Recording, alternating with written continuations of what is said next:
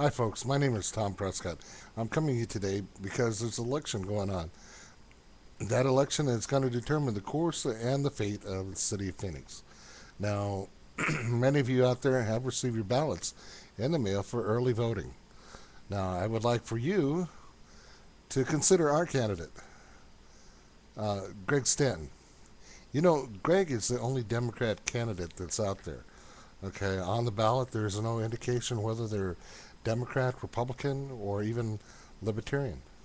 It is very important that you vote because your vote counts. Now, take for example, why would I vote for Greg? Okay, what has Greg got that nobody else has? Greg has been a city councilman for 9 years. A couple of the others on the team that are running have also served as city councilman. Okay, well, Greg has 9 years. These other guys got 9 years. Okay, Greg was deputy attorney general. Were these guys deputy attorney general? He's worked with the state. He's worked with the feds.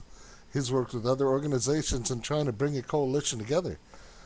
Have these other guys done that? Okay, I'm going to tell you, Greg is the man that you want to vote for. And I'm going to tell you why.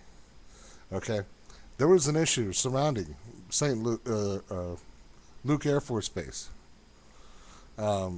And it was about the encroachment. The county was selling out parcels of land. People that were moving in there, they were upset about the noise, and so he created a situation in which to make sure that the county no longer sold those parcels, and that Luke was going to be set there for some time to come, unless it happens to fall on the chopping block of the federal government, which could always happen to any base. Okay. However, that shows you some credentials right there. Um, what does Greg want to do? Well, he wants to improve neighborhoods, make them safe. For you to walk across the street. That means more officers out there possibly working, or better situations for them to work at. The other part he wants to do is he wants to create better high wage paying jobs. He wants to bring jobs into the area. Now, nobody can fault him on that. One of the things was they had this one thing with the north, this parking lot that the board had voted to go ahead and spend, I don't know, close to about 100 million or something like that. And anyways, they got a profit back of 3 million. Okay, or they got $3 million in revenue back from the 100 millions that they gave out. So that's $97 million in deficit that the city gave out. Okay, that's from your tax dollars and my tax dollars and all the other stuff. Now, as far as union bosses, hey, well, forget about it. Bada boom, bada bing. You want to call people union thugs. Hey, if the shoe fits, wear it. But anyways, to be on the reality side, yes, I've been a union president. Would I consider myself a union boss? In my wildest dreams. Sometimes I would love to be like the old guys, way back when. They didn't take crap off anybody. You got in the way, they punch you in the nose. You said something wrong or did something wrong, you had to deal with, you didn't get away with it.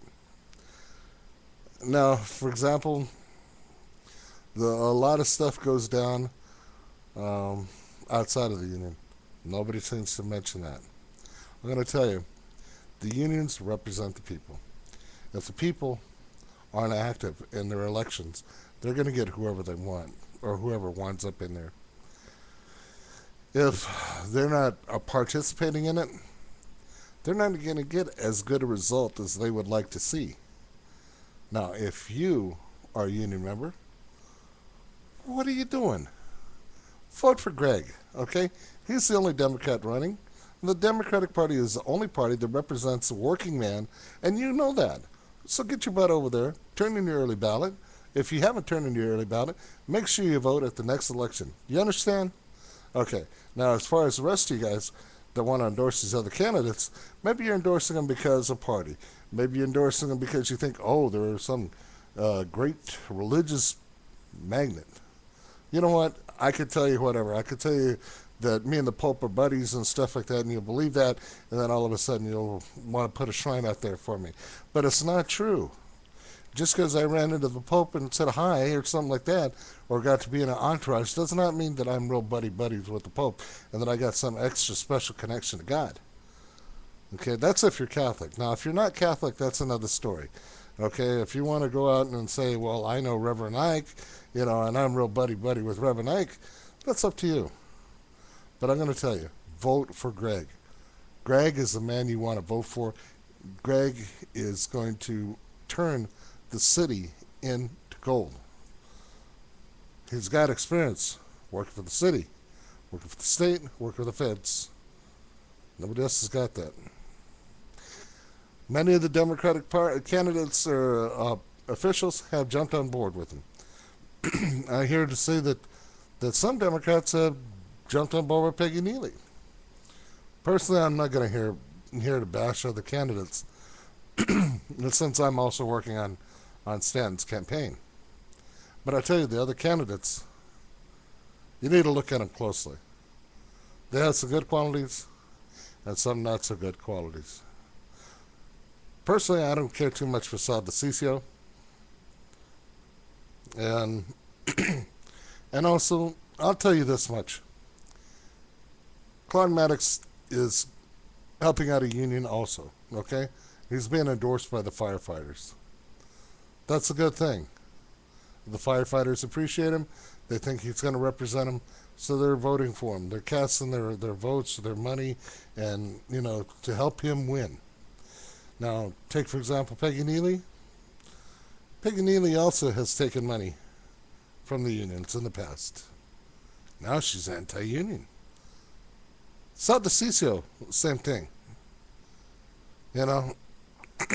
What can I tell you? One day they're your friend, next day they're not. But you can't stay enemies forever. Eventually, you can't stay at war forever. Right now, Sal is in his little anti-union thing. He'll get over it. If not, maybe he'll forget about it. Or maybe the voters will forget about it and not vote for him. That would be a good deal too. But anyways, outside of that, that is my opinion. Okay, and that is a fact. You want to check it out? That is a fact. Those guys have taken money from the unions. All of a sudden, now they're anti-union. So they're not as devoted to the causes that they have previously been. So they kind of go with the wind. That shows me something about character. Okay? Greg Stanton, he's the man. He is the man with the plan. What can he do? He wants to improve education. They're all saying, oh, we're all for education. Well, somebody said none of the candidates are going to say we're against education. What's Greg's plan for education? Okay, I'm going to tell you what Greg's plan for education is. He's got a lobbyist down there. He's going to take that lobbyist. He's going to send him over to the Capitol. He's going to send him over to the county. He's going to say, hey, Phoenix needs more money for our schools. Okay? We need to get more people better educated. We need better quality at schools within our district. He'll go to the school boards. He'll get the funding that we need because those guys will be down there knocking on the door over at the legislature. What are they going to do if they're not doing this, huh? Sit on their hands over at their office, twiddle their thumbs, do some filing, answer some phone calls? Or should they be out there knocking on doors? I'm saying that the lobbyist job needs to be out there talking to these guys, trying to get them, persuade them into voting for legislation that will actually improve education. Unfortunately, with a Republican-held Congress or legislature, and since they're mostly all backed by the Tea Party and also inspired and brainwashed by American Legislative Exchange Council, the idea is that they're going to come out of there is more privatization of schools, which is going to cost the state, the county, and the city more money. That is wrong, and I hope that they fight against that. And if there's not a lobbyist down there to fight against that, guess who's going to wind up paying for it? if the county and the state have to pay for it, guess who those people are? That's you. That's right. You're going to pay for it. So remember, the money comes from someplace, and the money really comes from you.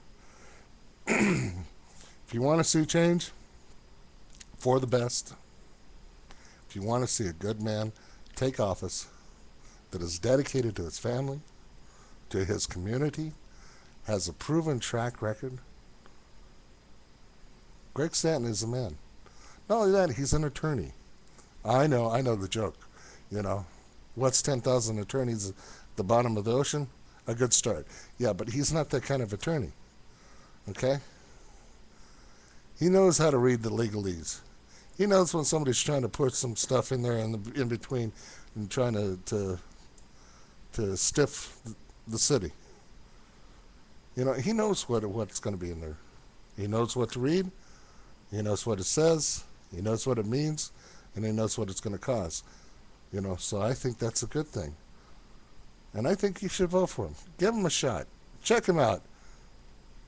If you don't believe me, check out his website, greg2011.com. Of course, I like to have a little fun while I'm doing this YouTube thing. So hey, bada boom, bada bing. If they're gonna call me a union thug, hey, forget about it. Hey, just too bad I don't have the hat. All right. Remember, vote. And if you don't want to vote for Greg, make sure you do vote. Okay? Because your vote, your voice counts. See you at the polls.